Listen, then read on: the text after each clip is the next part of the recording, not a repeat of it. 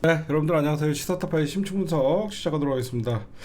오늘 교황 프란치스코 교황 우리 선종하셨습니다. 예, 향년 88세인데 이분은요 굉장히 역대 교황 중에서도 굉장히 진보적인 분이셨어요. 사랑과 인류애를 담고 있던 분인데 왜 그러냐면 여태까지 교황 중에서 교회 개혁에 크게 앞장섰던 분이에요. 대부분 여러분들 교황 하면 여러분들이 생각할 때 다 유럽 출신들의 어떤 교황이 권위주의를 상징하면서 그렇게 되는 경우가 많은데 이분은 비유럽 출신이었어요. 비유럽 출신으로 아르헨티나 출신이에요. 그래서 그러니까 제가 몰랐는데 그러니까 그 전 세계의 그 주교들 있잖아. 그 나라에 우리나라도 있고 딴 나라도 있고 카톨릭 신자들을 국가가 종교로 갖고 있는 나라들은 다 있잖아요. 근데 이분은 그 비주류였어요. 비주류. 그러니까 대부분 카톨릭은 유럽 중심으로 성대하게 펼쳐진 그 종교인데 대부분 그렇고 유럽 출신들이 교황 자리를 많이 했는데 비유럽 출신으로 처음으로 교황이 됐는데 이분은 여러분들 잘 알고 계시죠? 2014년 세월호 참사 때 유민희 아버지, 제가 그 당시에 현장에 있었어요, 여러분들. 제가 프란치스코 교황을 직접 본 사람인데 그때 어떻게 됐는지 비하인드 스토리를 좀 말씀드리면 이미 세월호 유족 측은 교황이 와서 여기서 잠깐 수도판다는 것까지 전달받았어요. 그때 제가 유가족들이랑 같이 있었는데 교황이 이렇게 한 바퀴 돌다가 여기 세월호 광화문 단식장 앞에서 여기서 잠깐 쓴다.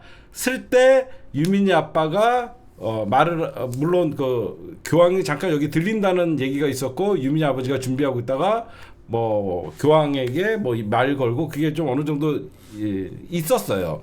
정보가 있었어요. 그래갖고 그 당시에 저기 뭐 약자들에 대해서 보듬어주고 그런 우리나라에 정말 그때 박근혜 정부 때 견디기 힘들었는데 그때 굉장한 메시지를 약자를 고통 앞에 중립 없다 그런 말을 했었어요. 되게 유명한 말이었죠. 고통 앞에 중립 없다라는 말을 남기고 약자를 보듬었고 사랑과 평화의 가르침. 제가 보면 역대급 교황이었습니다.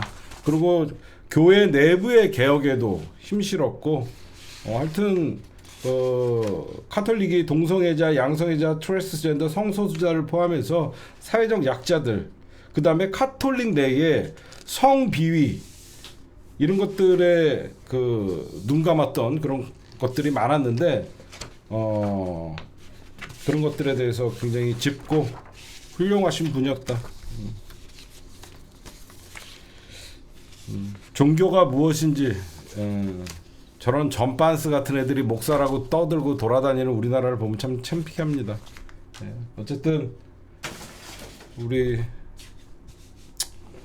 모르겠어. 초청이 오면 또 장례식에 또 내가 참여를 해야 될지 모르겠는데 요즘 일정상 대선 일정상 참여는 못할 것 같고 어쨌든 우리 훌륭하신 분이었다 이렇게 좀 말씀해 드리고 싶습니다. 그 다음에 헌법재판소 여러분들 알다시피 문영배 재판관님이랑 이미선 재판관님 두 분이 6년의 임기를 마치고 퇴임을 하셨잖아요. 김영두 재판관님이 헌재소장 권한 대행으로 선출됐다. 그렇게 여러분들이 아시면 될 것 같습니다. 헌재는요 짬밥순이에요.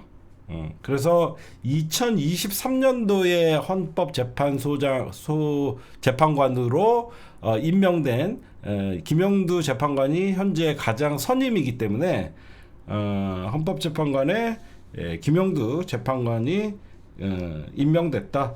당분간 7인 체제를 유지하고 이재명 대통령이 나머지 2명은 임명할 것이다. 이렇게 여러분들이 좀 보시면 될 것 같습니다. 그 다음에 관저에서 한 주간 228톤 쓴 거 제가 그저께 얘기했죠. 야 이거 수영장 있는 거 아니야? 그랬는데 진짜 수영장이 있었습니다. 아무리 생각해도 아무리 뭐 물을 푸고 뭐를 하고 연병을 해도 228톤을 쓸 수가 없어. 근데 진짜로 이거 수영장이 있지 않고, 응? 이거는 안 돼. 수영장 물을 완전 몇 번 교체를 하면 이게 되거든요. 거의 지 혼자 워터파크 쓴 거야. 그래서 지금 근데 어떤 분이 오늘 제가 낮 방송할 때 수영장이 있대요. 어떤 분이 이거 씻긴 굿 한 거 아니냐 먹이는데 제가 오늘 좀 무속인과 좀 알아봤어요. 씻긴 굿은 그런 굿이 아니래요. 우리 김치사랑님이 얘기하는 씻긴 굿이 우리가 얘기하는 뭐 머리 이렇게 씻기고 그런 게 아니래. 그 씻긴 굿은 전라도에서 하는 굿 중에 하나가 씻긴 굿이라는 게 있대. 근데 우리가 생각하는 뭐 물로 씻는 거나 그런 굿이 아니래. 그러니까 어디 가서 그런 얘기 하지 마세요. 알겠죠? 내가 오늘 그 물어보다가 그 무속인한테 혼났어요. 뭐 씻긴 굿이 뭐 개를 씻기거나 그런 씻긴 굿이 아니래. 전라도의 그 씻긴 굿 맞아요. 백마장구지 씻긴 굿이 그런 게 아니라니까. 여러분들 그냥 씻긴 굿 해갖고 뭐 이것도 씻고 저것도 씻고 뭐 그렇게 우리가 그 이해를 할 수 있는데 그런 게 아니래요. 무식한 소리 했습니다. 제가 혹시 이거 씻긴 굿 할 때 물 쓴 거 아닐까요? 그랬더니 씻긴 굿이 그 씻긴 굿이 아니요 뭐 이렇게 얘기를 해주셨어요. 하여튼 여러분들 그렇게 이해를 해줬으면 좋겠습니다. 그 다음에 오늘 조국혁 신당이 윤석열 선거법 위반으로 고발했습니다. 이게 무슨 말이냐면 윤석열이가 여러분들 대선 전에 저희 안에는 오히려 주식 투자를 해서 사실 그 손해를 봤습니다. 저희 장모 이런 개소리 했었잖아요. 그래서 김치의 주가 집사람은 주식 투자 관련해서 손해만 보고 그냥 나왔다. 그 다음에 그 장모 최은순이는 장고증명 위조 사건에 대해서는 장모가 사기를 당한 적은 있어도 누구한테 10원 한 장 피해를 준 적은 없다라고 했는데 이게 그 공직선거법의 그 공소시효가 6개월이거든요. 근데 20대 대선이 끝난 게 3월 9일부터 공소시효가 시작됐고 왜 그러냐면 윤석열이 이 발언을 3월 9일 날 얘기했어요. 3월 9일 날 대선 과정에서 이 얘기를 했기 때문에 6개월이면 9월 몇인데 얘가 바로 5월 10일 날 당선됐기 때문에 아직 공소시효가 3개월이 남은 거예요. 공소시효가 3개월이 남았기 때문에 이거는 국가수사본부가 이 사건을 빨리 수사를 해야 됩니다. 수사를 하게 되면 얘가 진짜 이게 허위사실 그걸로 나오면 국힘당이 오히려 대선 선거비를 물어내야 돼요. 그쵸? 이제는 역전입니다. 윤석열이가 진짜 장모 사기친 적 없다. 주가 조작해서 손해만 봤다. 이건 누가 봐도 김건희 최은순이가 검찰 공소장에 봐도 23억 둘이 처먹었잖아요. 이제는 국힘당이 뱉어놔야 된다. 400억 원 이상을 유죄가 나오고. 그래서 빨리 이거는 국가수사본부가 제대로 수사를 해야 돼요. 이래도 그러니까 국힘당 니네들은 이래도 해산 저래도 해산이야. 니들은 돈 날라가면 해산하잖아. 그리고 제가 사실 여러분들 요즘 민주당 대선 경선에서 그 국회 이전이나 그 대통령 집무실 이전이 이게 굉장히 민감한 사안이라서 이거는 안 했으면 좋겠다라는 의견을 좀 여러 번 얘기했고 그랬는데 아유 진짜 국힘당은 이재명 도움이에요. 국민의힘 여의도 국회 국민께 돌려드리겠다. 윤 청와대 이전 판박이로 그 국민의힘이 그 세종시로 이전을 한다라고 이제는 이게 혹시 민주당이 이제 공격 당할 게 없습니다. 국민의힘이 국회의사당을 세종으로 이전하겠다라고 해서 얼마나 다행인지 오히려 나는 이걸 가지고 또 국힘당이 공격거리로 삼아갖고 부동산값 들썩이게 하고 막 이럴 줄 알았는데 최고입니다. 얘네들 나는 이번에 민주당 경선을 보면서 뭐 대통령 집무실 세종 이전, 국회 이전 이걸 갖고 또 다시 그 부동산으로 들썩이게 하고 뭐 행정수도 옮기는 거냐 이런 걸로 좀 그 지역 갈라치기에 어떤 공격의 빌미가 될까 했는데 국민의힘이 나서서 국회의사당을 세종으로 추진하겠다라고 하니까 뭐 이제는 뭐 걱정할 거 없죠. 고마워요 국힘. 얼마 안 남았지만 thank you 그렇게 말씀드리고 싶습니다. 그 다음에 뭐죠? 이재명 당대표님. 네, 지금까지 주요 단신이었습니다. 네, 이재명 당대표님 지지율이 50%를 돌파했는데요. 이거는 제가 분석을 해보면요, 이게 PK에서 이게 많이 여태까지 이재명 당대표 뭐 30% 40% 박스권이다 이렇게 하면서 얼마나 수박들이 공격하고 뭐 이재명 확장성 없다. 이건 뭐냐면 PK에서 여러분들 지지율이 왜 상승했을까요? 다자구도에서 50%를 돌파했다는 거니 여러분들 50% 돌파하면 어떻게 되죠? 선거 끝난 겁니다. 선거 끝난 거예요. 그러면 여기서 여러분들 이제 민주당의 대선 후보가 되고 본격적인 선거를 치르게 되면 더 올라가요. 그러면 왜 이재명 당대표의 지지율이 50%를 돌파하고 제가 그 원인을 PK라고 얘기했냐? 바로 중도 보수 선언입니다. 중도 보수 선언의 효과가 바로 PK에서 가장 빨리 나타나는 거죠. 여러분들 보시면. 그렇죠? 누가 봐도. 왜 그러냐면 민주당이 대선에 있어서 여러분들에게 그거 좀 말씀드릴게요. 2016년부터 이제 민주당이 국힘당을 총선에서 압도하기 시작해요. 여러분들 보시면 2016년도에 민주당이 단독으로 123석, 국힘당이 122석이 되고 2016년 이후는 단 한 번도 민주당이 제1당을 놓친 적이 없습니다. 그 이유는 안철수가 큰 일을 했었어요. 안철수가 민주당 하면 여태까지 뭐 호남 정당 이런 소리가 있었는데 2016년 총선 때 안철수가 김한길이랑 박지원이랑 그 당시에 손잡고 나가갖고 자기네들이 국민의 당이라는 걸 만들어갖고 호남에서 자기네들이 38석 비례까지 포함해서 독식을 해요. 비례까지 포함해서 독식을 하면서 민주당이 호남을 제외한 전국적으로 수도권과 충청권 뭐 그때 PK까지 해서 123석을 얻었었어요. 그러면서 민주당이 이제 여태까지 호남 정당이라는 이미지를 싣고 전국 정당으로 나아갈 수 있는 계기를 마련합니다. 그러고 나서 민주당이 보란듯이 2020년도에 총선에서 호남에 전석을 싹쓸이를 합니다. 기억나시죠?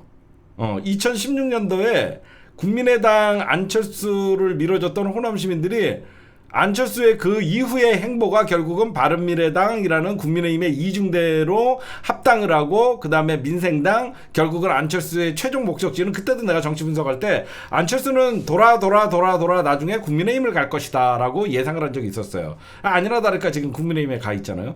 그러고 나서 호남인 그 당시에 유권자들이 안철수에게 속았다. 그 호남 기득권 세력들 그쵸? 호남 기득권 정치인들에게 속아갖고 그 당시에 호남 홀대론이 진짜 먹혔거든요. 그래서 민주당이 이제 123석을 비록 얻었지만 국민의힘까지 국민의당까지 얘기하면 거의 과반 이상을 얻었다고 볼 수 있거든요. 그러고 나서 이제 2020년에 민주당이 이제 대승을 했던 게 저는 예고돼 있던 거예요. 123석이라는 수도권 중심에 그리고 충청권을 합쳐갖고 123석을 단독으로 얻었고 거기에 호남에 28석인가 있어요. 제가 알기로 호남에 28석 플러스하면 민주당은 최소한 과반 이상은 얻겠다라고 생각을 했었죠. 근데 2020년 선거에서 민주당이 단독으로 179석인가 몇 석을 얻어요. 그러면서 민주당은 호남 정당의 이미지를 쓱 씻고 전국 정당으로 발돋움을 할 수 있었어요. 이번 총선에서도 여러분들 어때요? 이번 총선에 호남에서 싹쓸이 했죠. 근데 막판에 PK에서 오히려 졌죠. PK에서 오히려 총선을 앞두고 민주당 어떤 견제 심리가 발동을 해갖고 오히려 PK에서 좀 민주당이 졌는데 이번에 이재명 당대표의 중도 확장, 중도 보수 정책이라는 사실상 노선의 우클릭이죠. 노선의 우클릭에 가장 바로 빨리 반응할 수 있는 게 바로 부산입니다. 부산은 야성과 보수성이 같이 공존하는 도시예요. 여러분들 알다시피, 그렇죠? 야성과 보수성이 동시에 공존하는 도시입니다. 예전에 부산을 저렇게 보수화로 만들었던 것은 김영삼이죠. 김영삼의 3당 야합에 의해서 김영삼 측에 있었던 신민주당 민주당 세력들이 그 당시에 지금의 국힘당 세력들과 야합을 하면서 보수로 넘어간 측이 있어요. 근데 이제 점점점 이번에 윤석열 내란이라는 절체절명의 어떤 민주주의 파괴를 목도하면서 부산이 이제 다시 민심이 움직이기 시작해서 이번에 저는 부산에서는 이재명 당대표가 이길 수 있는 그런 분명히 선거마다 여러분들 결과 오면 어느 지역에서 누가 이겼고 대선 백서나 이런 걸 만들 때 보면 서울에서는 이재명이 몇 프로 이겼고 지난 대선에서도 서울에서는 이재명 당대표가 이겼어요. 그러니까 호남에서는 이재명 당대표가 윤석열을 몇 프로 이겼고 그게 전국적으로 데이터가 다 나오거든요.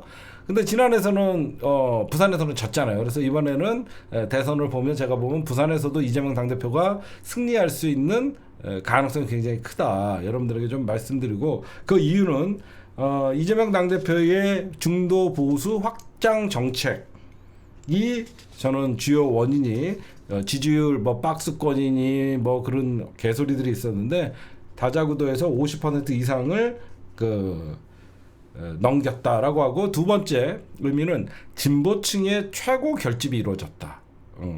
저쪽은 국힘당과 민주당의 지지층 결집이 어떤 차이가 있냐면요.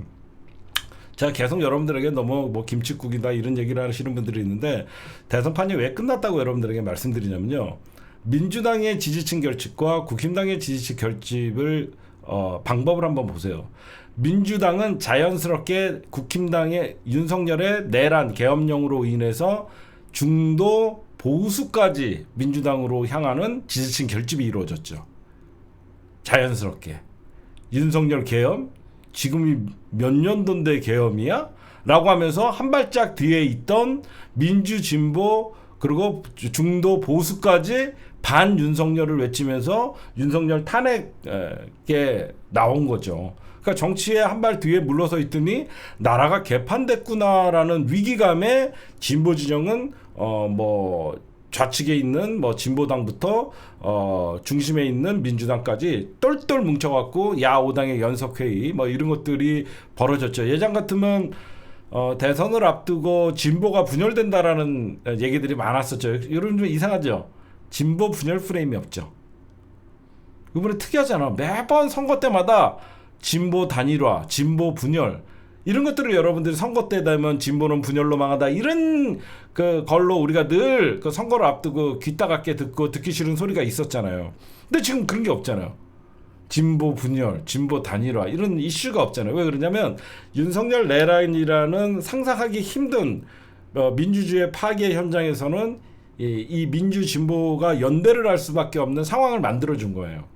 그래서 진보 지지층들이 똘똘 뭉쳐 있고 그런 반면에 국힘당은 어떻게 지지층을 결집을 해갖고 내란 이후에 국힘당은 윤석열 내란 이후에 국회에서 탄핵된 이후에 저쪽은 지지층 결집을 온전한 보수의 지지층 결집이 아니라 오히려 극우들로 선동해서 오히려 겉으로는 국힘당 지지층이 결집하는 모습을 보이지만 오히려 국힘당 지지층이 떨어져 나가는 결집을 보인 것이죠. 그렇죠? 그럼 보수는 뭘로 망한다는 얘기가 있나요? 보수는 윤석열로 망한다는 얘기가 있습니다. 예. 원래는요 보수는 부패로 망한다고 하죠. 근데 보수는 윤석열로 망한다가 사실 이제 정답으로 나오고 있고요. 그러니까 여러분들 제 말 이해가 가시겠죠? 우리가 내란 이후에 윤석열 탄핵 이후에 이상한 정당 지지율을 볼 때 희한하게 내란 정당이 저렇게 민주당을 앞서거나 민주당과 동등한 비등한 어떤 지지율이 나올 때 여러분들이 야 이게 뭐냐라고 하면서 참 한숨을 쉬었던 분들도 많은데 그런 겉으로만 그 지지층 결집 효과는 극우들을 이용해서 반짝 효과였고 그 이면에는 중도의 이탈이 있었다라고 여러분들이 보시면 될 것 같습니다. 그게 가장 합리적으로 볼 수 있는 거죠. 그렇죠?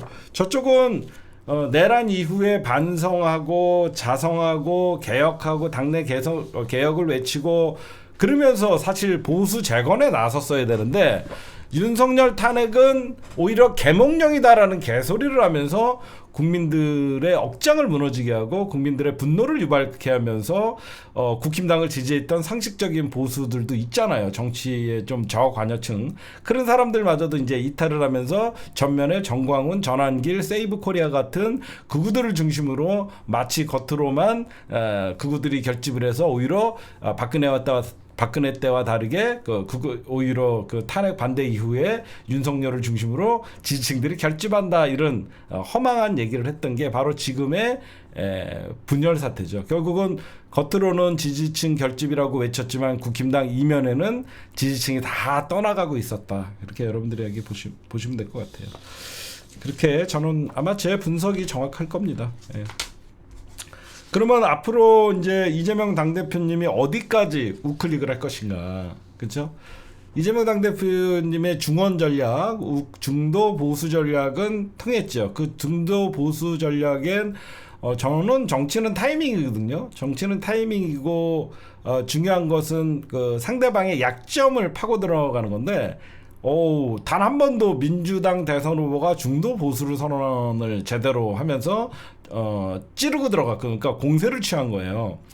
그러니까 윤석열 탄핵 이후에 국힘당이 윤석열과 극우 정광훈이나 이런 세력들과 단절하지 못하고 그들에게 오히려 윤석열 탄핵 반대 집회에 의지하고 국힘당 의원들이 무대에 서면서 결국은 그 틈이 뭐예요? 극우가 난동을 부리고 서부지방 저는 이재명 당대표의 중도 보수 선언이 PK나 다른 중도 보수에게 먹혔던 이유가 서부지법 폭동이 가장 큰 원인이라고 생각해요. 서부지법 폭동. 정청래 의원님의 임기는 올해 5월까지요. 여러분들 동의하시죠? 1년만 하기로 했어요. 나 이거 채팅이 다 보이다 보니까 방송하다가 대답을 해주게 되네. 그러니까 서부지법 폭동은 일반적으로 상식이 있는 사람은 이거는 보수에서도 이건 아니지라고 얘기가 나오거든요. 보수에서도 이건 아니지. 대한민국이 어떤 민주화 운동을 하거나 진보 지정이 법원의 폭동을 일으킨 적이 없는데 윤석열이라는 21세기의 말도 안 되는 계엄령을 선포를 하고 그의 지지자들이 법원 침탈을 하는 걸 보면서 사람들은 국힘당은 미쳤다라는 생각을 했죠. 국힘당은 미쳤다라고 여러분들이 생각을 할 수밖에 없기 때문에 저는 그게 굉장한 어떤 극우가 이르다가는 일반 국민들이 볼 때 나라가 미쳤다 큰일 나겠다라고 싶어서 국힘당의 어떤 그 회초리를 들었고 그 틈을 극우화돼가는 국힘당이 보수를 포기한 거죠. 그러니까 중도 보수를 포기한 국힘당이 어떤 그 빈틈을 보이자마자 이재명 당대표님이 치고 들어간 거예요. 그래서 정치는 타이밍이라는 거예요. 만약에 국힘당이 뭐 윤석열과 절연을 하고 새로운 개혁을 얘기하고 뭐 따뜻한 보수를 지향한다. 그러면 이재명 당대표가 우리도 중도 보수다라고 하면 그냥 중도 보수의 노선 경쟁이 될 수밖에 없는데 저쪽은 이미 극우화된 건 누구나 보면 다 알 수 있는 상황이라서 그 틈을 타고 이재명 당대표가 중도 보수를 선언하니까 그 빈틈을 차지한 거예요. 그 빈틈을 차지하니까 민주당의 섹터가 굉장히 넓어진 거죠. 여태까지 중도 왼쪽은 민주당, 오른쪽은 국힘당 이런 구도였는데 중간에서 국힘당이 쭉 오른쪽으로 밀리면서 민주당이 오른쪽으로 갈 수 있는 공간이 많이 늘어난 거죠. 그 공간을 밀고 들어간 거죠. 그러니까 저쪽은 악소리도 못하고 윤석열이가 주둥이라도 닥치고 좀 고분고분하고 그래야 되는데 관저에서 기어 나오지도 않고 파티하고 승리해서 5년 하나 3년 하나 뭐 저는 승리해서 돌아왔습니다. 뭐 이런 개소리하고 그러니까 아이고 저런 미친놈을 내가 뽑았으니 내가 손가락을 잘라야지 이런 생각을 하겠죠. 그래서 이런 것들이 먹혔다라고 생각하고, 그 다음에 오늘 이재명 당대표님이 금융투자협회를 찾아가서 코스피 5천 시대 열겠다. 응? 그리고 코리아 디스카운트, 그러니까 우리나라의 어떤 그 주가의 악재들을 그 원인인 불공정 행위다라고 하면서 이 얘기를 왜 했냐면요. 이거는 이재명 당대표님이 정무감각이 굉장히 뛰어난 게, 얼마 전에 국힘당의 그리고 반대, 그리고 한덕수의 거부권으로 상법 개정안이 거부권 행사됐어요. 그 상법 개정안은 누가 봐도 개인 투자자들을 보호할 수 있는 법이거든요. 여태까지 주주의 의무는 회사의 이익에 충실하라는데, 이제는 주주의 이익도 대변하라라고 이제 간단하게 얘기하면 주주의 의무를 회사에서 주주까지 확대를 한 거예요. 근데 이거에 대해서 이제 한덕수가 거부권을 행사하면서, 여태까지 여러분들 주식방이나 이런 어떤 커뮤니티나 이런 데 가면 대부분 두 가지의 요구를 해요. 첫 번째, 금투세 폐지하라. 금융투자세 폐지하라. 그거는 이미 이재명 당대표의 대승적 결단으로 폐지가 됐죠. 그 다음에 상법 개정안해라. 왜 그러면 우리나라의 투자자들이 너무너무 그 개인 투자자들이 돈 벌기 힘든 구조. 그 다음에 그 기업의 주주의 몫을, 과도한 주주의 이익을 대변하는 이런 시장 구조에 대해서 개인 투자자들이 외면을 하고, 그러다 보니까 뭐 미국 주식 뭐 이런 때 그다음에 비트코인 이런 쪽으로 국내의 어떤 투자자들의 눈을 돌렸었는데, 이런 것들에 이제 불만이 있었죠. 그래서 그러면 이런 불만을 해소하려면 그러면 어떻게 하냐, 상법 개정안으로 해서 주주 보호를 하자라고 했던 게 민주당이 밀어붙였던 건데, 이거를 국힘당이 거부를 했죠. 여기에는 개인 투자자들 여러분들 알다시피 한 1,400만 정도가 주식 투자를 하고 있기 때문에, 이거는 주식 투자자, 일명 개미 투자자들의 요구가 상법 개정안이었는데, 이거를 국힘당이 거부를 한 거는, 이건 대선에서는 국힘당은 악재죠. 근데 이재명 당대표가 오늘 금융투자위원회를 방문한 것은, 금융투자협회를 방문한 것은 더 센 상법 개정안을 내겠다, 그겁니다. 그래서 이제 대선을 앞두고 이번 주식 투자자들 1,400만 명들의 어떤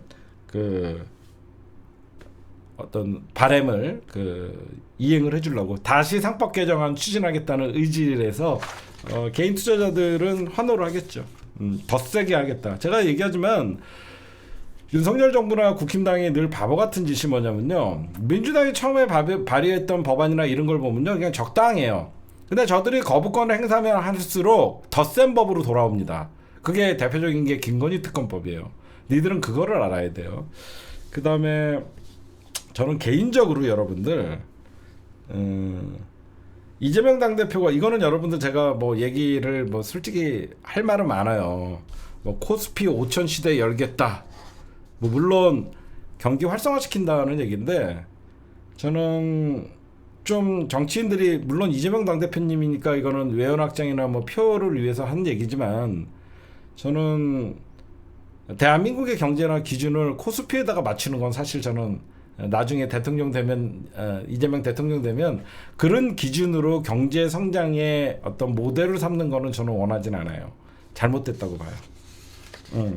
지금이야 대선 전략이니까 우리가 다 이해를 하지만, 저는 개인적으로 어떤 국민들의 삶이, 주식 투자의 기준이, 코스피의 기준이 이런 걸로 대표되는 거는 사실 저는 반대입니다. 오히려 국민들이 누구나 행복한 사회, 사람이 먼저가 돼야 되지, 전 숫자가 먼저가 되는 이런 어쩔 수 없는 대선 전략이지만, 대통령 되시면 오히려 뭐 기본소득이나 그런 쪽에 더 충실하게 하시겠죠. 하여튼 이런 상법 개정안 추진에 재계가 난색을 표했죠. 재벌들은 당연히 난색을 표하죠. 이거는 재벌들에게 불리한 상법 개정안이니까. 이건 뭐냐면요, 늘 우리나라는 힘 있는 특정 소수들이 저항을 하죠. 그걸 기득권이라고 합니다. 그렇죠? 힘 있는 특정 소수들이 저항을 하면 그걸 기득권이라고 얘기해요. 근데 다수가 저항하는 것보다 이 힘 있는 특정 소수의 저항이 우리나라에서는 더 말빨이 먹혔었다는 게 참 슬픈 현실이었는데 이번에는 안 통할 겁니다. 결국 1,400명에 달하는 개인 투자자와 중도 표심을 겨냥한 전략으로 봐서 지난 대선과 이번 대선의 어떤 여론이나 커뮤니티 그런 데 반응을 보면요. 지난 대선에서는 주식방에서 이재명 성토 물론 작업 세력들이 있어 보였지만 이번 주식방이나 이런 데 보면 민주당 이재명 욕하는 글은 별로 없습니다. 그런 것들이 여러분들이 좀 보셔야 될 것 같아요. 어쨌든 오늘 이재명 대표 지지율 50% 돌파는 중도 보수 전략, 거기에 PK가 반응을 하고 지지층은 결집됐다, 그런 내용이었습니다. 그 다음에 쪼깐한 새끼 저기 그 대선 출마한다. 죄송합니다. 예. 제가 쪼깐한 새끼라 그랬나요? 예. 잔만 죄송합니다. 제가 잔만 예. 이준석 이름이 갑자기 그 생각이 안 나갔고요. 예. 이준석이 여러분들 이번에 딴 사람들은 여러분들 어떻게 그 분석을 할지 모르지만 이번에는 이준석 여러분들 완주합니다. 제가 이거는 정확히 분석을 좀 해드릴게요. 이준석이가 이번 대선에서는 완주를 할 수밖에 없는 이유. 이준석이가 완주하면 우리한테는 물론 호재죠. 누가 봐도 이준석이는 어떤 젠더 갈라치기나 젊은 층의 일배 성향의 어떤 지지층을 갖고 있고 거기에 이제 여성 남성의 어떤 그 젠더 갈라치기에 힘입어서 좀 2030 남자들의 어떤 표심을 갖고 있는 건 사실이에요. 그러다 보니까 이제 국힘당은 누가 대선 후보가 되든 간에 이준석에게 연대나 또는 단일화 요구가 있을 텐데 이준석이가 계속 여러 단일화 없이 대선 완주에 확고한 의지는 이번에는 완주가 유리하기 때문에 그래요.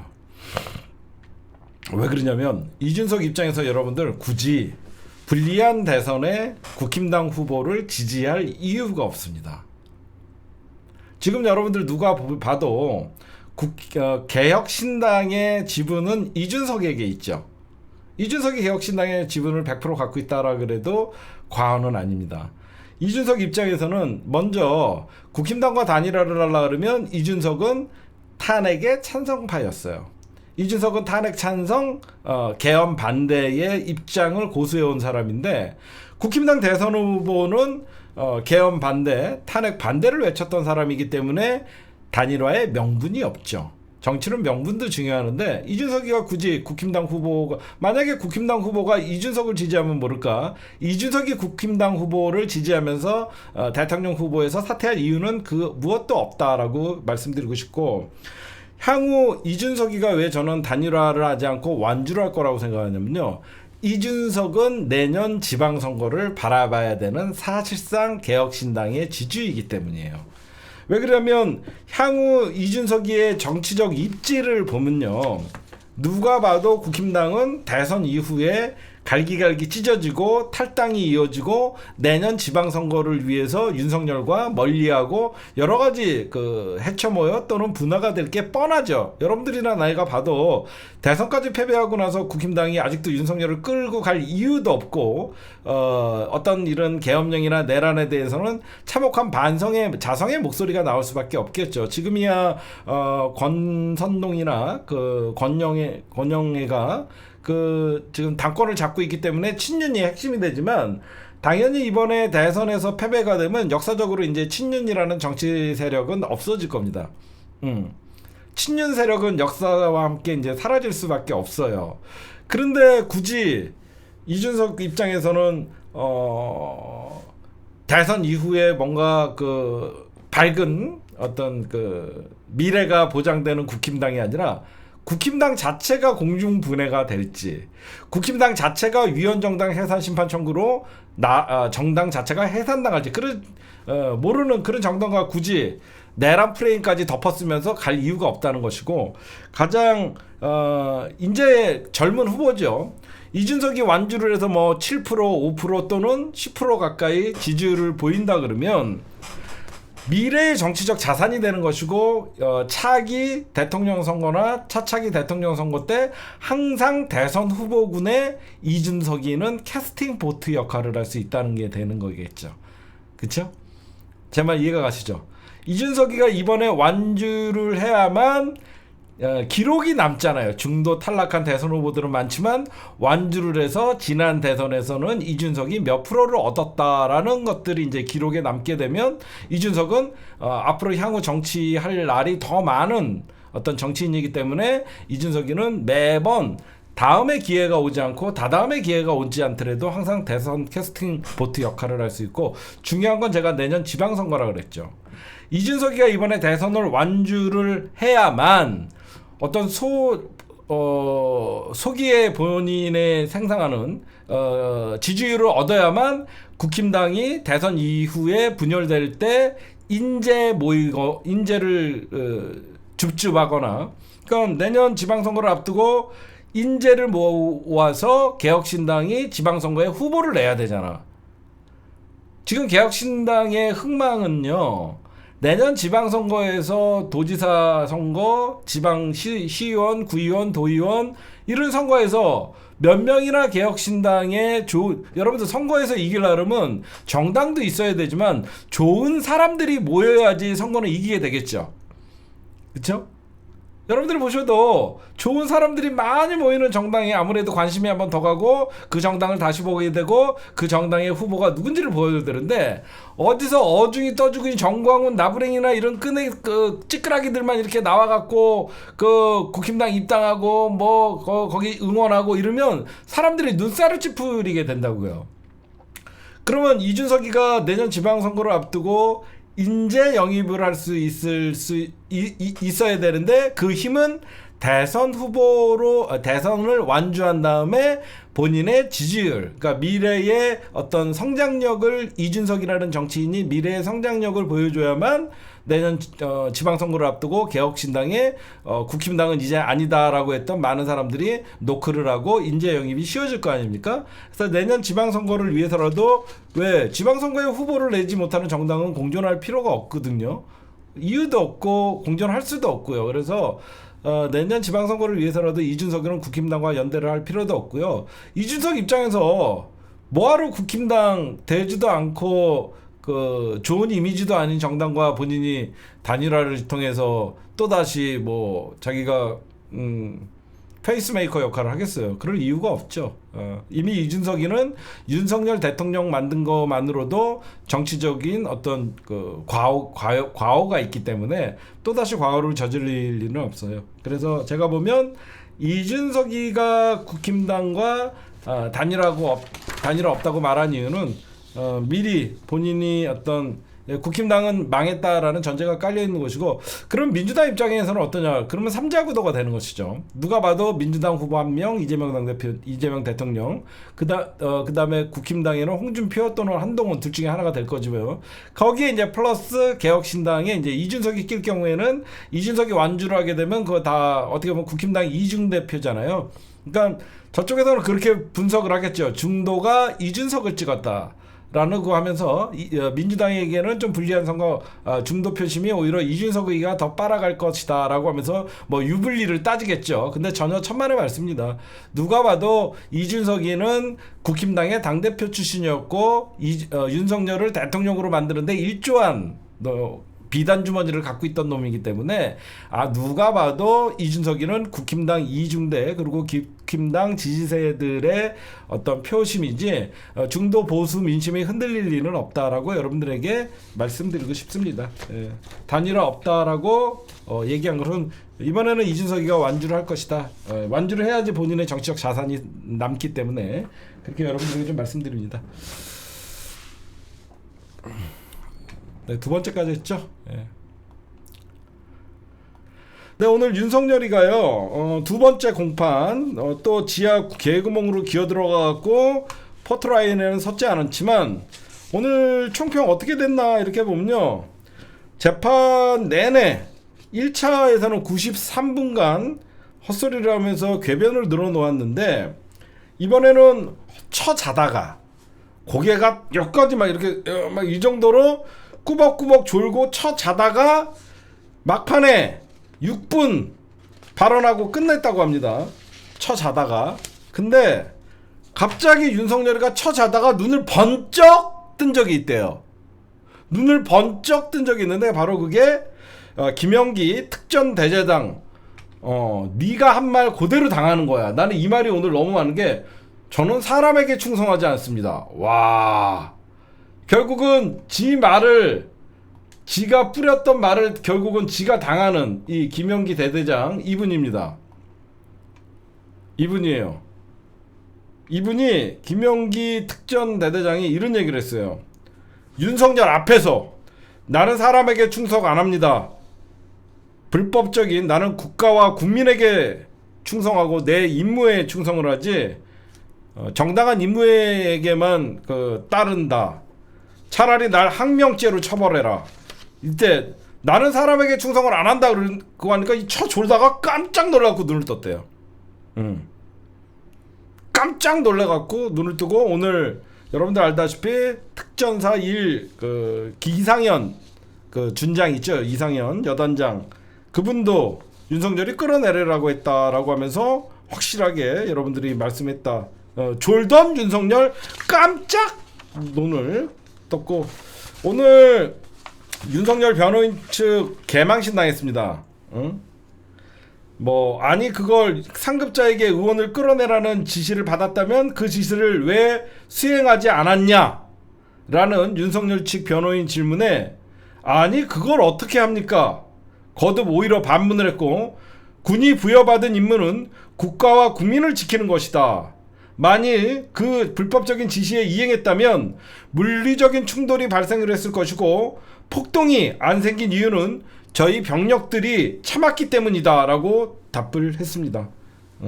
그리고 현장에 있던 군인들이 올바른 판단을 했고 나도 현장에 있었다.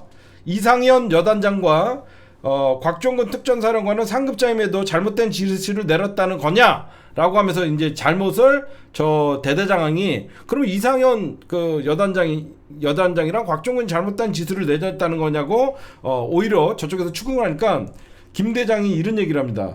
제가 상급자를 평가할 수 없다면서도 분명한 사실은 저는 현장에 있었다는 것이다. 제가 현장에 있다 보니까 직접 몸으로 느꼈고 체감하다 보니 이건 잘못됐다고 느꼈기 때문에 나는 이행하지 않았다. 굉장히 단호했다고 합니다. 굉장히 단호하고 윤식종에 앉아있던 변호인들 10명이 놀란 듯 눈이 커졌고 차라리 날 항명죄로 처벌해달라. 그러면 부하들은 항명죄도 내란죄도 아니다 라고 하면서 와, 이 사람 대박이야. 완전 단호하게 얘기하고 그렇게 얘기하면 나를 항명죄로 처벌해달라. 그러면 내 부하들에게는 죄가 없다. 그 다음에 마지막으로 이 김 대대장이 지규현 판사에게 마지막으로 자기가 발언을 신청을 해요. 그랬더니 지규현이 예 하십시오라고 얘기를 합니다. 마지막으로 이런 얘기를 해요. 마지막 발언. 재판장님, 저는 그 사실을 꼭 말씀드리고 싶은 말씀이 있었습니다. 저희가 여러 가지 많은 여러 사항이 언론에 노출되지 않다 보니까 저는 군 생활을 한 게 23년이라고 말씀드렸는데 저는 2003년도에 이등병으로 입대했습니다. 그리고 2004년에 다시 부사관으로 임관했고 2009년에 다시 장교가 됐습니다. 제 나이 올해 43인데 군 생활 23년 동안 했습니다. 그런데 23년의 군 생활을 하면서 과거나 지금이나 바뀌지 않는 한 가지가 있습니다. 그게 뭐냐면 국가와 국민을 지키는 것입니다. 저는 사람에게 충성하지 않습니다. 여기서 나온 거예요. 마지막으로 재판장님, 저도 마지막으로 한 말씀 좀 드리고 싶습니다 라고 하면서 저는 오로지 국가와 국민을 지키는 데 충성해왔고 저는 사람에게 충성하지 않습니다가 여기서 나온 말이고요. 조직에 충성해왔고 그 조직이 저한테 국가와 국민을 지켜야 할 의무를 부여했습니다.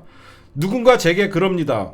항명이라고 얘기합니다. 왜냐하면 저희 조직은 철저하게 상명하복으로 운영되는 조직입니다. 저는 항명이 맞습니다. 그런데 상급자 명령에 하급자가 복종하는 것은 국가와 국민을 지키는 고유의 임무를 부여했을 때 그 안에서만 국한됩니다. 저는 제가 23년 동안 군 생활을 하면서 국민들에게 많은 사랑을 받으면서 임무를 수행해 왔습니다. 그런데 지난 12월 4일 받은 임무는 제가 거기서 어떻게 그런 임무를 수행하겠습니까? 저는 조직에 충성했습니다. 차라리 저를 항명죄로 처벌해 주십시오. 그러면 제 부하들도 항명죄도 아니고 내란죄도 아닙니다. 제 부하는 아무 잘못이 없습니다. 그날 그 자리에서 제 부하들은 아무 일도 하지 않았고 그렇기 때문에 아무 일도 일어나지 않았습니다. 그 덕분에 저는 민주주의를 지킬 수 있었다고 생각합니다. 마지막으로 우리 군이 다시는 이런 정치적인 수단에 이용되지 않게끔 특히 제 뒤에 앉아 계신 분들께서 철저하게 날카로운 그리고 필요하면 질책과 비난을 통해서 우리 군을 감시해 주시길 부탁드립니다. 그래야만 다시는 이런 일이 일어나지 않을 겁니다. 죄송합니다. 이렇게 얘기했어요.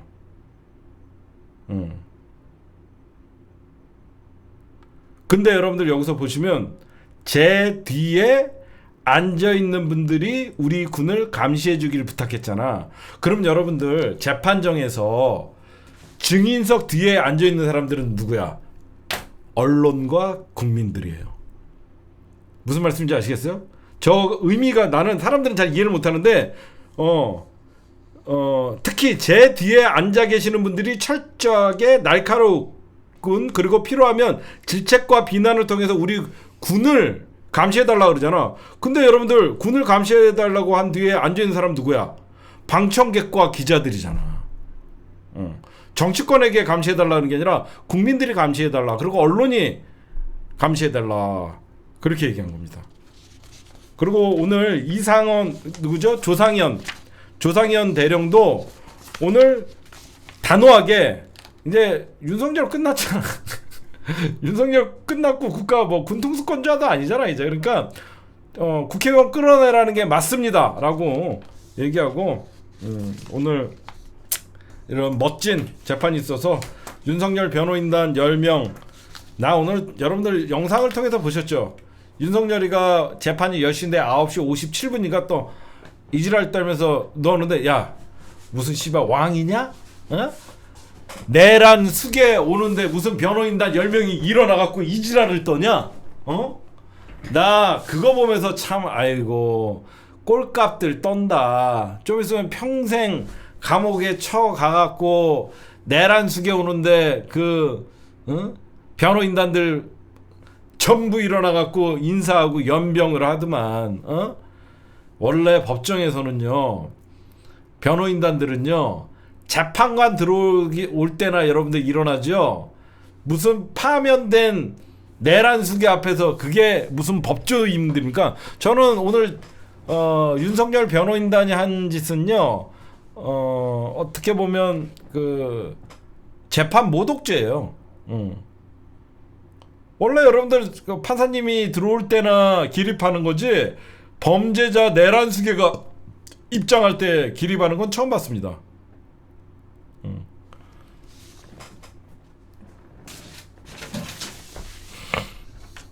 저는 결론은요 이런 반성 없는 내란 수계 윤석열은요 왜 재구속을 안 합니까? 여러분들에게 분명히 말씀드릴게요. 재판부 직위원 회피 신청 안 하는 검찰도 공범입니다. 그쵸? 직위원 같이 쥐구멍으로 들어오게끔 해주고 특별 대우하는 내란 수계로 특별 대우하는 것도 내란 공범이에요. 직위원 같은 애들은 검찰이 여태까지 조금만 이상하면 장경신 교수 재판, 조국 장관님 재판, 이재명 당대표님 재판 마음에 안 들면 재판부 겁박하고 했던 검찰 새끼들이 이번에는 온순한 양이 돼갖고 재판부 기피 신청도 하지 않고 검찰도 내란 공범이라는 걸 스스로 증명하는 거예요. 재판부 교체해갖고 바로 저는 윤석열 저러는 새끼 바로 구속시켜야죠. 근데 나는 철저하게 진영주의자이기 때문에 대선 끝날 때까지 밖에 있어 그냥. 마음은 편치 않지만 어차피 구속될 새끼 너 40일 동안 밖에 있어 그냥. 여러분들은 윤석열 구속 외치지 마세요. 대선제 저 새끼가 메시지 날리고 돌아다니면 우리에게는 하루에 뭐 10만 표씩 떨어지니까 냅두세요. 하루에 10만 표씩 우리한테 들어오니까 윤석열이가 설치면 설칠수록 대선판은 여러분들 우리에게 유리하니까 40일만 참자. 어차피 특검 출범하고 그러면 다 잡아놓으면 되니까 여러분들 너무 그렇게 하지 마세요. 선거 끝나면 정권 교체하면 그냥 알아서 뒤지니까 그냥 여러분들 너무 열받고 그래도 조금만 듣고 보니 말이 되네요. 나는 그냥 얘기하는 게 없어. 다 분석을 하고 정치 관점에서 어떻게 하면 이 선거판에서 유리한, 제가 뭐라 그래서 선거는 구도, 인물, 그 다음에 분위기예요. 분위기는 이미 정권 교체가 무르익었고, 구도는 내란 수계대, 내란 척결대, 민주주의 수호, 이 구도가 형성됐고, 그 다음에 인물은 어때요? 내란 옹호하는 뭐 나국상, 한동훈이가 여러분들 대선 후보 되면 얼마나 좋습니까? 윤석열 내란 수계의 황태자, 내란 수계 투가 되는 것이고, 홍준표가 되면 어떻게 돼요? 넌 명태균 사건부터 해결해라. 또는 너 아직도 내란 찬성하냐? 쟤네들은 윤석열 그림자에서 벗어날 수가 없어요.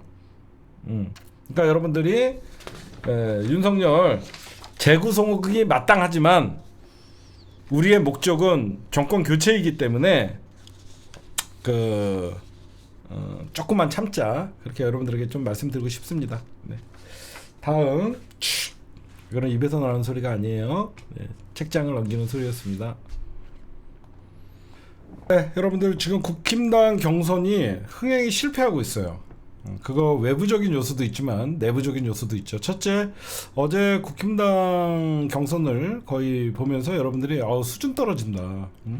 민주당 경선 보다가 국힘당 경선 보니까 참 수준 떨어지고 저런 인간들이 나라를 운영했으니까 나라가 이 꼴이 됐지, 이런 회한이 섞인 목소리들이 여기저기서 나왔습니다. 먼저 국힘당 경선을 보면서 모렴치가 저들에게는 절대 선이구나, 그런 생각을 제가 좀 했는데, 지금 국힘당 경선을 바라보는 두 가지의 시선이 있어요. 하나는 뭐 여러분들 알다시피 누가 4강에 들 것이냐, 내일 발표가 됩니다. 여러분들 내일이 22일이죠. 내일 이제 오늘이죠. 오늘 국힘당 이제 8명 중에서 4명 과연 4등이 나경원이 될 것이냐 안철수가 될 것이냐가 4등 싸움이 치열해집니다. 지금 만약에 4등 싸움에서 나경원이 이길 경우에는 홍준표, 김문수, 나경원 탄핵 반대파와 탄핵 찬성파의 다구리 싸움이 될 것이라서 내일 예의주시되는 일이고요. 그 4강 다음에 이제 나머지 안 봐도 뻔한 게 홍준표로 단일화할 가능성이 큽니다. 제가 그래서 여러 가지 이제 안철수와 나경원이가 이제 장외 전쟁을 좀 하고 있어요. 서로 모렴치하다. 나경원이가 안철수 후보 급한 것 같다라고 이렇게 얘기를 하는데, 왜 그러냐면 안철수가 올라갈 경우에는 탄핵 찬성파 2명 대 탄핵 반대파 2명이 붙는, 어떻게 보면 또 다시 윤석열을 끌어들일 수밖에 없는 내란 얘기가 안 나올 수 없는, 그렇죠? 안철수, 한동훈이는 탄핵에 찬성했다라는 것은 본인들이 민주주의를 지켰다라고 얘기하는 명분이 됐지만, 탄핵 반대파 입장에서는 2대2가 될 경우에는 윤석열 그리고 내란 이 얘기를 꺼내고 싶지 않은 국힘당 홍준표나 어떤 김문수 입장에서는 난처하게 되겠죠. 지금 저는 의외로 여러분들 한동훈이가 세요. 한동훈이가 국힘당 안에서 시간이 지나면 지날수록, 국힘당 경선이 막바지가 되면 될수록 국힘당 안에서도 한동훈 지지세가 생각보다 셉니다. 왜냐면 탄핵 찬성이나 윤석열 옹호는 국힘당 안에서도 환영받지 못하는 메시지예요. 일부 극우들에게 한정된 메시지이기 때문에 제가 보면 한동훈이가 생각보다 세요. 그래서 결승에는 한동훈이가 무조건 나갈 겁니다. 그러면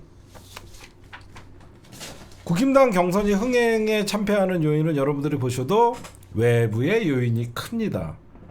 왜? 자꾸 한덕수 얘기가 나와요.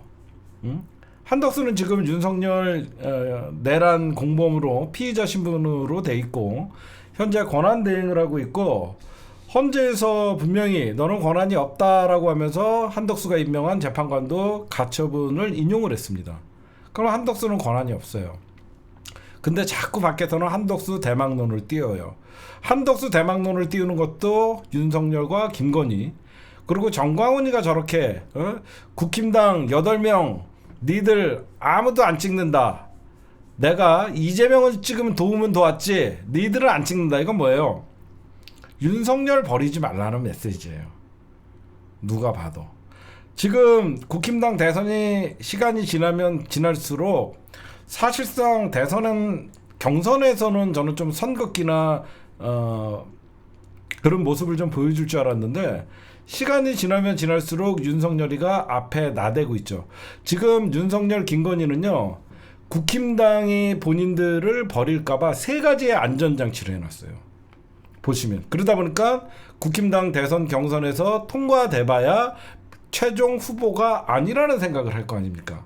밖에서 한덕수가 기다리니 또 정광훈이는 어떻게 하니 막 이런 여러 가지 복잡한 셈법이 있다 보니까 국힘당이라는 정당의 경선에 집중하기보다도 외부의 시선이 돌려진다는 것이죠. 첫째가 한덕수 출마론, 외부의 시선으로 돌릴 수밖에 없죠. 두 번째, 정광훈 대선 출마론. 세 번째가 뭐냐? 바로 윤석열 어게인 윤이라는 신당 창당.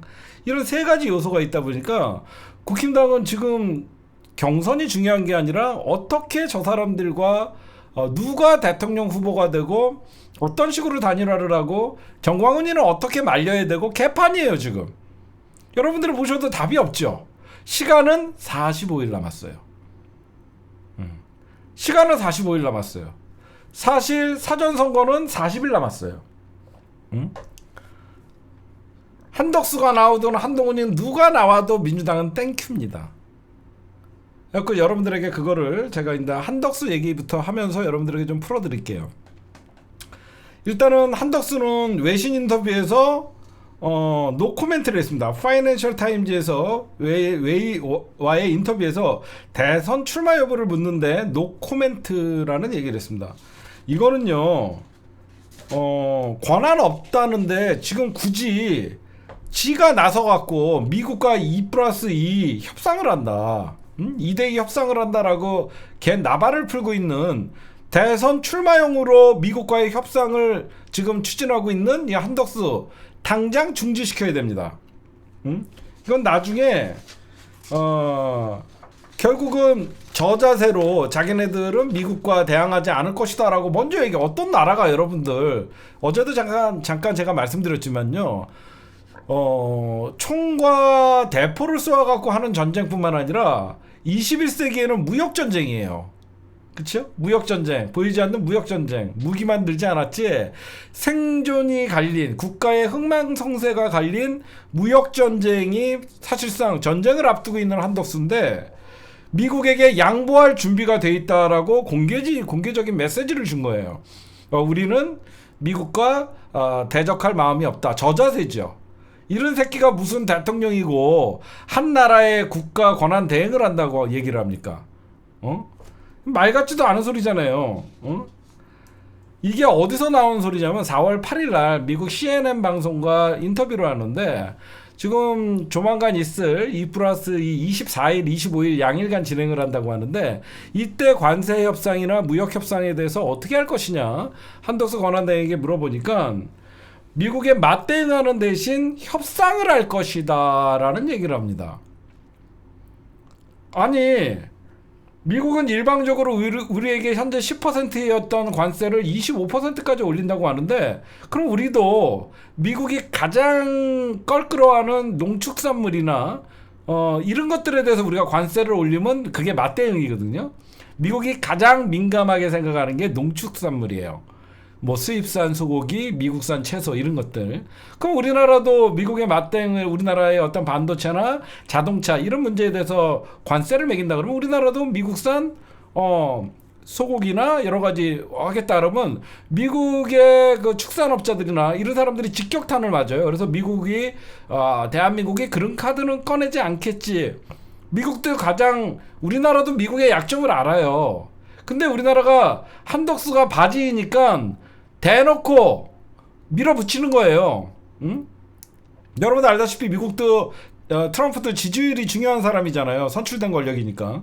그러면 미국 농가나 이쪽에 직접적으로 중국은 여러분들 맞대응할 때 바로 미국산 소고기나 축산물에 대해서 바로 관세를 매겨버리잖아요. 중국이 인구가 가장 많고 미국의 소를 가장 많이 수입하고 미국의 농축산물을 가장 많이 수입하는 나라가 중국이에요. 중국의 인구가 하루에 먹는 양은 전 세계의 반이에요. 그런 나라가 미국산 어떤 농축산물에 대해서 관세를 대응 차원에서 한다 그러면 다이렉트로 미 행정부나 미국 농축산 그쪽에서 들고 일어나요. 응? 근데 우리나라는 그걸 안 하고 지금 공개적으로 양보할 준비가 돼 있다.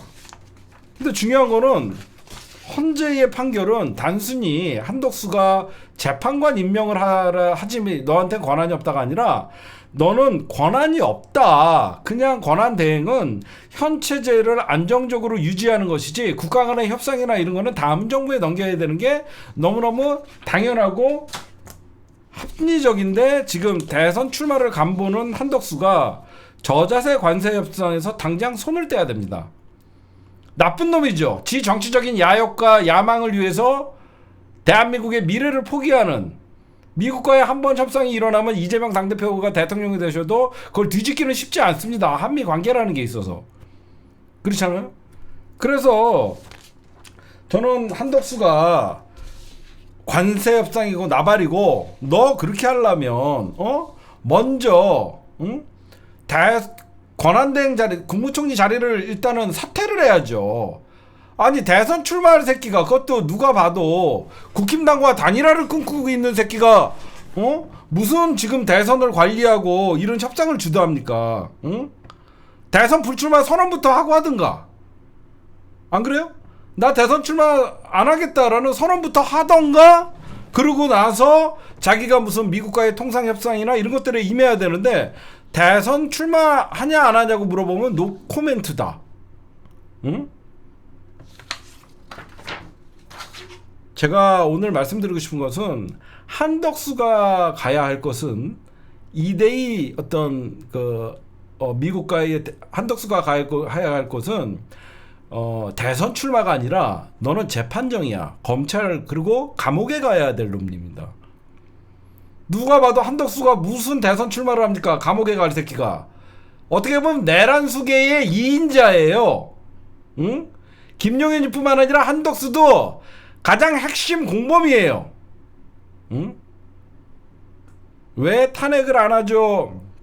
굳이 민주당이 탄핵을 해갖고 한덕수 출마의 명분을 줄 필요가 없잖아. 안 그래? 민주당이 괜히 지금 같은 경우에 탄핵을 해서 대선 40일 동안 민주당 어떻게 보면 관리를 하면 되는데 민주당이 탄핵해서 한덕수의 출마를 부채질해도 돼. 물론 한덕수가 나와도 나쁘지 않죠. 근데 민주당이 또 탄핵하냐는 어떤 탄핵에 국민들의 좀 그 스트레스가 있기 때문에 그래서 그런 거는 있고 오늘 여러분들 왜 한덕수가 출마 초읽기다라고 제가 얘기했냐면요. 한덕수가 얼마 전에 제가 뉴스에서 이런 얘기를 했어요. 여기저기서 한덕수 주변에서 일명 꼰대들 전 국회의장 뭐 전 당대표 이런 사람들에게 연판장을 돌려갖고 좀 도와달라. 그러니까 지지선언. 그러니까 이게 과정이 이래요. 대선 출마라는 것은요. 어떤 시민단체 또는 어떤 조직이 한덕수 출마해달라라고 하면서 기자회견을 열 거예요. 이게 뻔히 이게 순서가 이래요. 정치권에서 어떻게 하면서 정치에 출마를 하냐면 뭐 한덕수를 뭐 이번 대선에 출마를 촉구한다라고 하면서 무슨 이름도 들어보지 못한 단체가 한번 떠들어요. 그러면 거기에 뭐 고건이 합류한다, 뭐 전 총장 뭐 박관용 국회의장이 참여한다 이런 식으로 원로 그룹들이 모이는 거예요. 그래서 얼마 전에 원로 정치인들에게 좀 도움을 요청한 것으로 알려지고 있는데 지금 한덕수 출범 추대위가 어떤 사람들이냐면 87체제 개헌을 주도한 인사들을 비롯해서 전직 국무총리, 국회의장, 국회의원들, 정치 원론들이 모이는데 여기에 이제 물밑에서는 시민단체장, 학계 및 언론계, 전직 뭐 은행장 뭐 이런 사람들이 이제 지지선언이 나오고 그러면 나오는 건데 첫 포문은 시민사회단체에서 열 거라고 얘기들이 나오고 있고 김춘규 국민연합 상임 회장, 전하균 전 국회의원 행복재단 이사장 뭐 이런 기득권들이죠. 그래서 연합 추대가 25일 오전 11시 종로구 사이에서 오늘 열렸어요. 이미 오늘 한덕수 추대위가 떴고요. 이제 여기에 이제 그 여러 그 호남을 그러면 어떤 사람들이 뭉치냐? 호남에는 뭐 고 박철용 조선대학교 설립자의 장남이자 무등일보 회장을 지냈던 박성섭 자양재단 이사장이 이끄는 호남계 인사들이 주축이 되고요. 참여정부 시절 대망론을 잠깐 이끌었던 고건 전 국무총리. 고건 총리는 왜 여기 이름이 오르냐면 고건이 노무현 정부 때 국무총리 할 때 한덕수가 그 당시에 기재부 장관 뭐 이런 것들을 했잖아요. 그러니까 고건 밑에서 일했던 사람이에요. 그래서 그런 얘기가 나오는 거고요. 그 다음에 여기에 이제 뭐 박근혜 빠로 알려져 있던 박관영, 노무현 대통령을 탄핵안을 통과시키면서 방망이를 두드렸던 뿔테 안경의 박관영, 여러분들 기억하시죠? 얘도 아마 합류할 거라고 생각되고요. 지금 유진산 신민당 총재의 아들이자 5선을 지낸 뒤 충남 향후의 중앙회장을 역임한 유한열 전 한나라당 상임고문 뭐 한덕수 추대위에 뭐 참여할 거 생각하고요. 이거 그냥 원로들 있죠. 그냥 나이 70 이상 뭐 이런 사람들이 나와갖고 뭐 추대위가 뭐 열린다고 하는데요. 이게 다 실패해요. 응?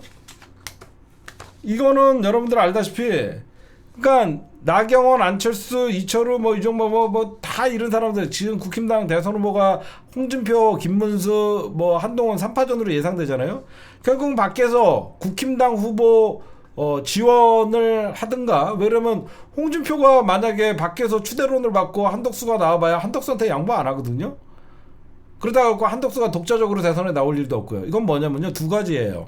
첫째, 한동훈이가 혹시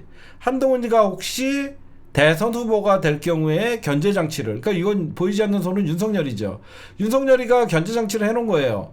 얼마 전에 4월 초에 모 일간지의 김건희 취재 기자가 이런 얘기를 합니다. 지금 윤석열과 김건희는 한동훈만 이번에 대선 후보로 안 되면 된다, 이런 얘기를 하고 있기 때문에 한덕수는 김건희, 윤석열이 등 떠밀어서 지금 나오려고 하는 그런 안전장치, 한동훈 안전장치이자 국힘당 대선 후보가 약할 때 조금이라도 힘을 볼 때로 홍준표가 됐을 때 또는 김문수가 됐을 때 중도 외연 확장용으로 쓰려는 것이고, 그 다음에 여러분들 보셔도 한덕수 여러분들 대봐야, 제가 오늘 기사에서 여러분들 저는 시사타파 뉴스 언론사의 편집장이자 기자인데, 여러분들이 보시면 이 말씀을 좀 드릴게요. 저희 오늘 여러분들 시사타파 뉴스 제가 오늘 2시에 방송에서도 얘기했는데, 내란대행 뜨이기에 올인하는 보이지 않는 손 해갖고 뭐 이렇게 한덕수 출마론 이렇게 얘기하면서 제가 마지막에 이런 얘기를 해요. 제가 오늘 낮방송에서 이런 얘기를 합니다. 이번 조기 대선의 변수가 한덕수로 꼽히는 그의 출마 여부와 시기 방식 등이 이목이 쏠린 가운데 한 대행은 뛰어봤자 파급력이 없다라고 제가 일축을 했는데, 오늘 심층 분석에서 한덕수 대망론을 띄우는 것은 윤석열 측으로 보인다. 국민의힘을 압박하면서 한동훈을 막기 위한 카드. 그러면서 국힘 경선 결과 홍준표를 누르고 한동훈이 대선 주자가 되면 한덕수는 출마할 것이다. 하지만 그 중요한 거는 한덕수는 능력도 없고 매력이나 경쟁력도 없는, 한덕수는 출마해도 전혀 파괴력이나 영향이 없을 것. 한대행이 호남 출신임을 내세워 대선 경쟁력이 있다고 여긴 것은 큰 오판이다. 호남은 철저히 인물 중심으로 투표하지 자기 지역 출신이라고 밀어주는 것이 아니다, 라고 제가 오늘 여러분들 글을 썼으니까 여러분들 나중에 이거 한 번씩 읽어보시고 좀 참고가 될 것 같아요. 그러니까 여러분들 왜 그러면 한덕수 대망론이 저는 한덕수가 나와도 땡큐예요. 한덕수가 나오던 정광훈이 설치든 국힘당 경선만 그리고 국힘당 대선만 복잡해지는 거고 국힘당 한덕수 때문에 국힘당 경선이 여러분들 흥행이 참패를 하고 있잖아요. 여러분들 보십시오. 무슨 대망론, 추대 이런 건 뭐냐면요. 참신함이 있어야 돼요. 오늘 낮에도 얘기했지만 이런 외부 인사 영입의 성공 요건은 참신함이에요. 한덕수가 참신해요? 오히려 윤석열, 계엄 국무총리, 권한대행, 윤석열 시즌2 이런 생각 나잖아요. 전혀 참신함이 없어요. 그리고 두 번째 지들이 얘기하는 빅텐트거든요. 이게 다 모여라 그래갖고 국힘당과 단일화하겠다는 수작인데 한덕수가 빅텐트의 중심 역할을 하려면요. 지지율이 뒷받침돼야 돼요. 국힘당 안에 지지율이 아니라 한덕수가 진짜로 1위를 위협할 수 있는 파괴력을 갖고 있어야 됩니다. 그게 예전에 문재인 대통령 2012년 대선 과정에서 안철수는 어마어마한 파괴력이 있었죠. 그런 것들이 있어야 돼요.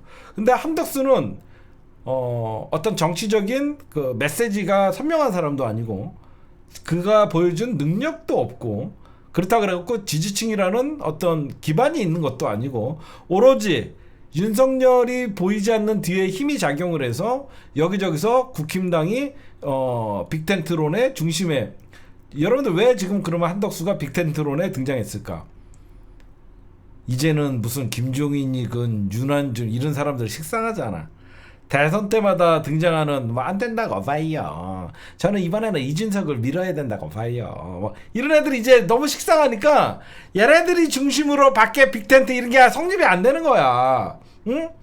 얘네들이 너무 식상하니까 이제 쓸 사람이 없으니까 한덕수까지 간 거야. 가다가. 그러니까 여러분들이 그런 게 있고 그 다음에 국힘당 경선 후보들 보니까 얼마나 한심하냐면 그 홍준표는 뭐 키높이 구두 뭐 그런 거 얘기하면서 오늘 문매를 맞았는데 거기에 한동훈 캠프에서 또 이 얘기를 해요. 눈썹 문신 진짜 유치해서 못 봐주겠어요. 한쪽에서는 보종속옷 키높이 구두 생머리 이런 얘기를 하고 앉아있고 저쪽에는 홍준표 눈썹 문신 아이고 씨발 거기서 거기같이 생긴 것들끼리 무슨 외모 평가를 하고 앉아있어. 쪽팔려 죽겠어. 거기서 어디다 대고 외모 지적질이야. 응? 그런 것들 보고 그 다음에 얘네들은 아직도 정신 못 차린 게 우리나라 지금 어떤 나라죠? 미국의 민간국가죠. 4월 10일, 15일부터 민간국가로 지정돼서 발효가 돼 있는 상태인데 아직도 정신 못 차리고 핵무장해야 된다. 핵 잠재력, 핵바라기, 국힘은 미국이 반대하잖아. 미국이 우리나라 민간국가로 지정한 것 중에서 자체 핵무장론이 가장 큰 요인이다라고 얘기들이 나오고 있는데 국힘당 대선 후보라는 새끼들이 자체 핵무장 미국이 민간국가가 됐는데도 아직도 정신 못 차리고 이지랄을 떨고 앉아있어요. 어떻게 보면 미국은 안 된다. 정신 나간 놈들이에요. 여기에 여러분들 국힘당 대선이 이거는 대선이 아니라 사실 겉으로만 무슨 단일화 이런 개소리가 나오지만요.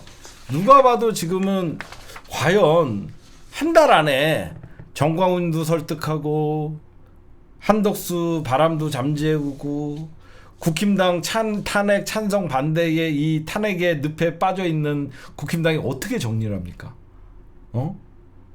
여러분들은 보셔도 민주당은 이재명 끝났잖아. 그냥 이재명으로 됐잖아. 지금 호남 경선과 지금 일산 킨텍스의 두 번의 어떤 투표가 있지만 이미 끝났잖아. 민주당은 누가 와도 이재명이 이번에 대선 후보라는 것은 믿어 의심치 않잖아요. 이미 확정된 거나 마찬가지잖아. 저쪽은 어때요? 국힘당은 홍준표가 되든 한동훈이 되든 한덕수와의 단일화도 해야 되고 이진석이도 끌어들여야 되고 뭐야 빅텐트론이 나온다는 자체가 불리하고 이번 선거에 대해서 굉장히 암울하다는 뜻입니다. 잘 되는 집안에서는요 내가 그냥 스스로 해결하려고 하지 남의 손에 힘을 입어서 이번 대선을 치르려는 일은 없겠죠. 대한민국 헌정사상 빅텐트론이 한 번도 성공한 적이 없습니다. 다 실패였어요. 이번에는 빅텐트도 아니고 아예 텐트에 기둥도 박지 못해놓고 무슨 지네끼리 띄우는 빅텐트론이에요. 그러면 거기에 가장 여러분들 골치 아픈 게 뭐예요?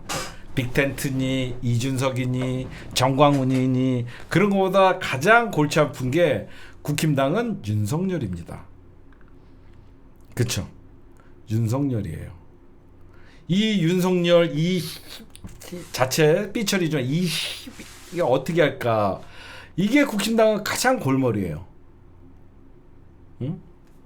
윤석열을 어찌할꼬 말은 못하고 지금 여러분들 윤석열이가 이지랄 떨었죠. 응?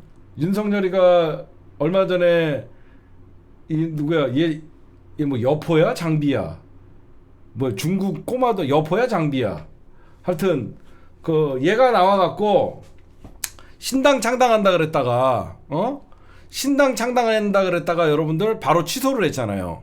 신당 창당한다 그랬다가 바로 취소하고 그 다음에 이 사진을 올린 거예요. 신당 창당한다고 했다가 취소를 하고 이 사진을 올렸다는 건 뭐죠? 윤석열이가 이 신당 창당 배후에 있다라는 건 누구보다도 잘 알 수밖에 없죠. 그러면 김계리나 배의철 이 하얀 대가리가 배의철이거든요. 얘가 배의철, 얘가 김계리, 윤석열인데 얘네들이 이 사진을 찍은 건 뭐예요? 내가 주도 세력이다.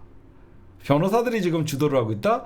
예전에 얘가 여러분들 이런 말씀을 드렸어요. 국민변호인단. 국민변호인단은 저거는 선거조직 모집한다. 여러분들 기억나시는 분 있어요? 윤곽근과 윤석열 변호인단이 갑자기 국민변호인단이다라고 하면서 막 1000여 명을 모집을 했어요. 젊은이들. 저거 나중에 대선 때 쓰려고 하는 것이다. 제가 분명하게 말씀드렸어요. 그 아이들을 중심으로 해갖고 자기네들이 신당 창당을 한다는 걸. 왜 그러냐면 변호사들이 여러분들 무슨 조직이 있고 변호사들이 신당 창당을 어떻게 합니까? 지네들이 믿는 구석이 있으니까 그렇게 했던 거예요. 그래서 청년들을 미리 준비했던 거예요.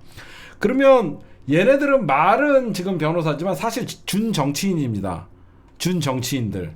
쟤네들은 앞으로 제가 보면 이제 변호사 업무 안 하고 정치권에 뛰어들 강력한 후보들인데 그럼 윤석열은 왜 저런 짓거리를 했냐? 나를 잊지 말아요. 말도 참 잘죠. 제가 보면 왜 윤석열은 윤어게인이라는 정당을 왜 김계리 변호사나 이런 사람들을 이용해서 했을까? 나를 잊지 말아요. 왜 그러냐면 윤석열은 아직도 여러분들 과대망상이에요. 과대망상. 이유는 윤석열이 보면요. 윤어게인 뭐예요? 다시 윤석열을 뭐 정광훈이가 뭐 다시 대선 출마를 시켜야 된다. 국민의힘에서 윤석열을 뭐 선거 기그를 하거나 배신을 하면 내가 자유통일당으로 모셔오겠다. 이게 밖에서 계속 윤석열이가 정광훈을 아직도 조종한다는 뜻이죠. 그러니까 두 개의 경고입니다. 국힘당에 관한 경고가 정광훈의 이재명 지지. 그렇죠? 나를 버리거나 나를 선긋기를 할 경우에는 국힘당 내가 대선 후보를 당선시키지는 못해도 떨어뜨릴 힘은 아직 가지고 있다라는 협박성 국민의힘 후보자들에 대한 경고입니다. 거기에 내가 너희들이 나를 출당하라 탈당하라고 하면 나는 언제든지 신당 창당을 할 수 있다. 맞죠? 지금 여러분들 안철수가 윤석열 탈당하라. 여기저기서 이제 윤석열 제명해야 된다. 유정복이도 그렇고 이런 말들이 나오면 어때요? 니네가 나가라 그랬지. 나 나가서 뭐해? 신당 창당한다는 거예요. 그러면 윤석열이가 신당 창당하게 되면 국힘당의 선거는 개판이 되는 거죠. 그러면 윤석열은 왜 파면된 내란 우두머리가 왜 다시 어게인 세기를 찾겠다. 세기를 찾겠다 뭐예요? 정치권에 영향력을 미치겠다라는 겁니다. 내란 파면된 새끼가 무슨 새길이 있습니까? 평생 감옥에 썩던가 사형당해야 될 놈이 무슨 새길이 있어요? 그렇죠. 말이 안 되잖아요. 내란 우두머리 탄핵되고 전부 위법이다고 얘기했고 형사재판에 무기지정 아니면 사형인 이 또 외환죄까지 통과돼서 발의돼서 특검을 거치면 얘는 평생 감옥에 썩어야 될 새끼인데 무슨 새길이 있냐? 근데 우리가 방심을 하면 안 돼요. 이게 상식적으로 우리가 봐도 윤석열은 끝났다예요. 그러나 대한민국 법원과 검찰이 손잡고 윤석열을 탈옥시킨 사건이 있어요. 그래서 헌재의 재판이 사실상 늦어지는 것도 있습니다.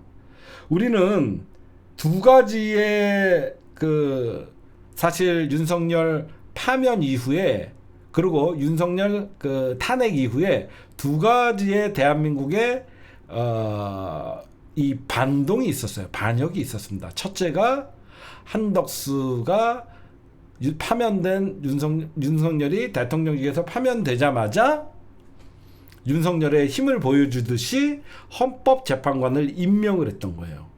이거는 여태까지 한덕수가 여야 합의를 해와라, 나에게는 그런 권한이 없다 이렇게 떠들었는데 갑자기 윤석열이 파면되니까 바로 예비 쿠데타를 음모를 꾸몄던 것이죠. 한덕수 스타일로는 권한대행의 입장에서 지가 헌법재판 대통령 지명 몫에 2명을 임명할 리가 없어요. 이건 뭐죠? 윤석열과 김건희 그리고 이 내란 공범들이 이재명 차기 정부를 견제하기 위한 장치로 헌법재판관들을 심어놓으려고 그러다가 문영배 재판관님과 이미선 재판관님에게 마지막 제동을 걸리고 끝난 내란 예비 음모, 예비 쿠데타가 진압되는 순간이었어요. 사실 큰 사건이었습니다. 이거 여러분들. 두 번째, 법원과 검찰이 협업으로 내란 수괴를 감옥에서 탈옥시킨 사건이에요. 응? 그러면 윤석열은 왜 이렇게 파면됐고 권력도 끝났는데 왜 이런 권력의 중독에서 벗어나지 못하냐? 윤석열은 매주 내란 재판을 받고 있습니다. 매주 내란 재판을 받다 보니까 윤석열 입장에서는 국민의힘이 자신의 영향력 아래에 있어야 되는 거예요. 그래야만 자기의 형사재판에서 자기가 정권을 이재명 당대표가 대통령이 되더라도 자기의 재판은 계속 될 거 아니에요. 1심이 1년 이상 갈 수밖에 없으니까. 그럴 경우에 국민의힘 후보 경선에서 탄핵 반대파가 반드시 경선을 통과하고 당권을 유지해야 된다는 겁니다. 만약에 한동훈이나 안철수 이런 탄핵 찬성파들이나 중도 오세훈이나 유승민 이런 사람들이 만약에 대통령 선거에서 국힘당 후보로 나올 경우에는 어떻게 됩니까? 윤석열 손절은 물론 친윤 세력들이 패족이 되는 거예요.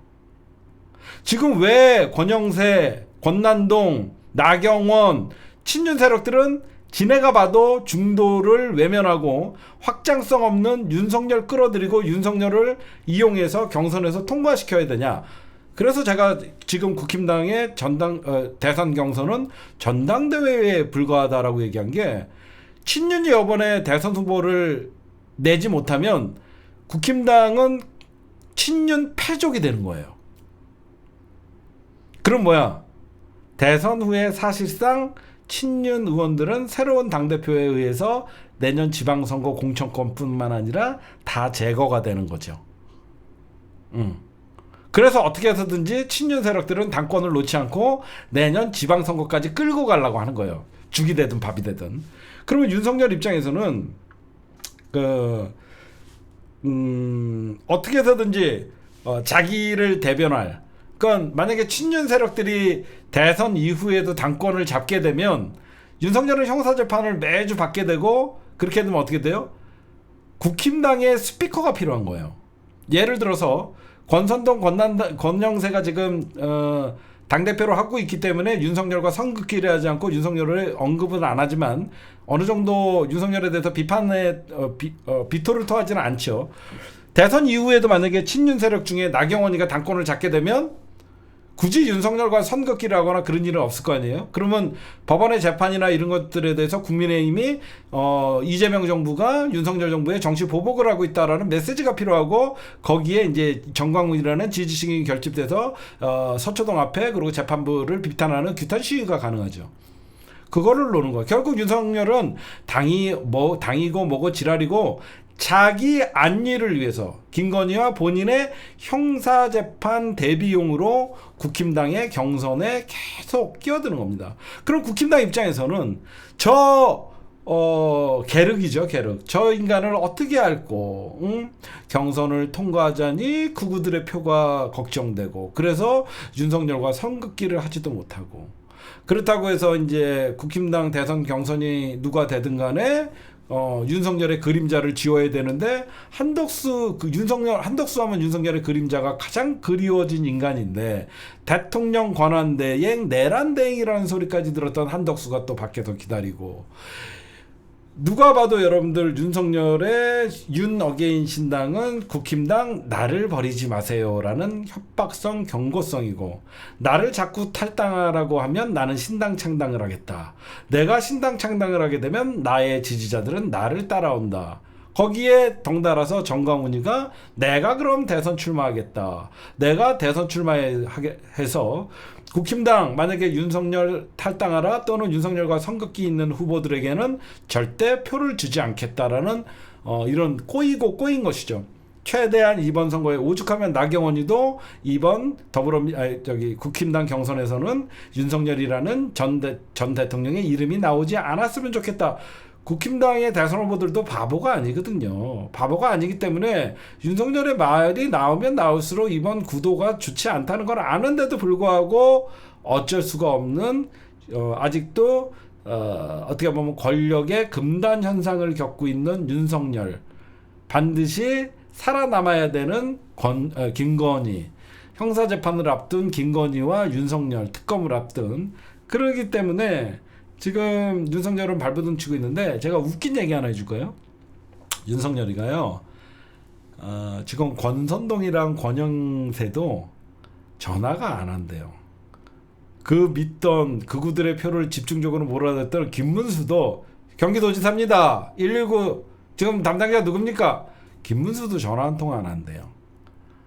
그래서 윤석열이가 지금 어떻게 보면 권력이라는 게 참 있을 때는 앞에서 줄을 서갖고 만나려고 하지만 파면된 대통령 윤석열 내란 수계를 누가 굳이 대선 과정에서 만나려고 하겠습니까? 그러다 보니까 윤석열이가 아무도 전화도 안 하고 찾아오는 사람도 없고 그러고 얼마 전에 경로했다 그러잖아요. 근데 윤석열이가 여러분들 요번에 어떤 짓을 했는지 아세요? 전화기를 바꿨습니다. 윤석열이가 지가 먼저 전화하기 뻘쭘하니까 전화기를 바꾼 다음에 여보세요. 나야. 나 윤석열인데 전화번호 바뀌었어. 이러면서 지가 먼저 전화를 하는 명분을 만들기 위해서 전화번호를 바꿨답니다. 웃기죠? 먼저 전화 오면 쪽팔리니까 모르는 번호로 전화해서 나 윤석열이야. 전화번호가 바뀌어서 전화 한번 줬어. 이런 짓거리를 하고 있답니다. 개 쪽팔리죠? 그렇죠? 얼마나 쪽팔립니까? 아무도 전화 안 오니까 지가 전화해서 뭐 잘 돼 이번 경선 이번에는 뭐 내가 돕고 싶어도 뭐 이지랄 떠는 거죠. 아직 지가 힘이 있는 것 같이. 그 다음에 저는 여러분들 이번 대선을 저는 무조건 민주당이 이기고 이재명 대통령이 돼야 되죠. 그래서 한덕수가 밖에서 설치니 대선을 하니 정광훈이가 대선을 너무너무 땡큐죠. 국힘당 대선 경선이 주목도도 떨어지고 여러분들 정광훈 요즘 이뻐 보여요. 저는 정광훈이 요즘 너무 이뻐 보이는 게 대선 출마한다고 떨어지면서 이런 얘기를 해요. 헌법이고 나발이고 지랄이고 헌법이고 지랄이고 다 필요 없다. 국민의힘 8명보다 차라리 이재명을 당선시킨다. 중앙선관위 해체하고 고위공직자 공수처 해체하고 헌법재판소 해산하고 국회 해산도 하겠대요. 정광훈이 더 설쳐라. 윤석열 더 설쳐라. 한덕수 더 나대라. 그러면 어떻게 되냐? 한동훈이가 국힘당 대선 후보에 1등할 가능성도 있거든. 그럼 한동훈이가 되면 여러분들 어떻게 되냐면요. 정광훈이 한덕수 전부 국힘당 친윤계 한동훈 물러나라가 됩니다. 왜 여러분들 윤어게인이라는 신당이 창당을 하려고 그러다가 겁만 주고 창당을 보류시켰냐. 한동훈이가 당대표 될 경우에는 대통령 후보가 될 경우에는 누가 봐도 윤석열과 선긋기 할 때는 윤석열은 바로 탈당을 하고 윤어게인이라는 그 신당명은 다르겠죠. 을 바로 만들어서 한동훈만은 맡겠다는 심상이 되는 거예요. 왜 그러냐면 이재명 당대표가 대통령이 되면 정치 보복 프레임이 설립이 돼요. 전 정권에서 이재명 탄압했다 그러고 이재명이가 지금 나를 탄압한다. 이게 하면서 뭐 망명도 신청을 할 수 있고 나름 지가 뭐 할 수 있는 건 다 하겠죠. 뭐 나는 뒤져도 되니까 당신이라도 진짜 대통령인 김건희 여사라도 망명 신청을 하면 별짓을 다 하겠죠. 근데 한동훈이 될 경우 어떻게 해? 우리부터 반성을 해야 됩니다. 계엄은 잘못되는 것이고 분명히 그날 저의 판단은 옳았다고 생각합니다. 이름에서 선긋기를 하게 되면 어떻게 돼? 윤석열은 그냥 내란 수계가 되는 거야. 그렇지? 차라리 이재명이 압박을 하면 이건 정치 탄압이다라고 하면서 자기 지지자들과 싸울 수 있는데 국힘당 대선 후보 한동훈이가 윤석열과 선긋기를 하게 되면 어떻게 돼? 그냥 자기는 나쁜 놈이야. 그러니까 한동훈이를 용서할 수 없는 거야. 그러니까 윤석열 입장에서는 한동훈이는 용서를 할 수 없는 거야. 배신자. 차라리 이재명 당대표가 대통령 되는 게 낫다는 말이 그냥 나오는 게 아니에요. 한동훈만은 용서 못하겠다는 겁니다. 그래서 국힘당 점점 개판돼가고 지금은 시작이에요. 왜? 8명이니까. 이제 내일 4강이 가려지면 내일부터는 과연 나경원이 올라가냐 안철수가 올라가냐에 따라서 나경원, 홍준표, 김문수가 올라갈 경우에는 탄핵 반대파들이 한동훈 배신자론으로 세게 붙을 겁니다. 이번에 8명이 A조, B조를 나눠갖고 경선할 때 보니까 생각보다 싱거웠어. 여러분들도 그런 느낌 있었죠? 생각보다 싱거웠는데 4강전부터는 여러분들 거의 이제는 데스매치가 돼요. 4강전부터는 세게 붙을 수밖에 없습니다. 그래서 오늘 4강에 과연 누가 될 것이냐. 왜 그러면 안철수가 올라갈 경우에도 재밌어요. 탄핵 찬성파 2명 대 탄핵 반대파 2명의 대결. 그러면 또다시 윤석열 소환. 이나저나 국힘당 경선은 흥행에 실패할 수밖에 없고 결국은 윤석열의 그림자에서 벗어날 수밖에 없는 한마디로 막장 경선이 될 수밖에 없고 그 막장 경선의 최후의 승자는 그 누구도 없어요. 홍준표가 됐든 한동훈이가 됐든 한동훈이가 되면 친윤계 그리고 그구들은 한동훈을 찍지 않습니다. 차라리 이재명 당대표 오히려 몰표가 나올 거예요.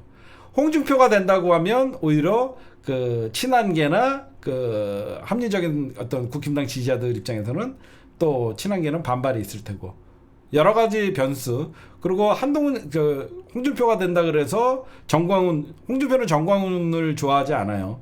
홍준표는 정광훈이랑 어느 정도 극우랑 단절해야 된다라고 얘기하기 때문에 정광훈도 여러분들 그래서 홍준표가 되더라도 이재명을 찍겠다 뭐 이런 얘기들이 나오는 겁니다. 국힘당 8명 다를 얘기했잖아요. 그래서 지금 보면 국힘당은 뭐 빅텐트니 뭐 제가 보면 국힘당은 지금 빅텐트가 필요한 게 아니라 지금 니네 당 지지자들 단일화나 시켜라. 지지층 결집도 못한 새끼들이 안 그래요? 그래서 내가 박근혜 때 탄핵의 강이라고 얘기를 한다 그러면 윤석열은 탄핵의 바다다.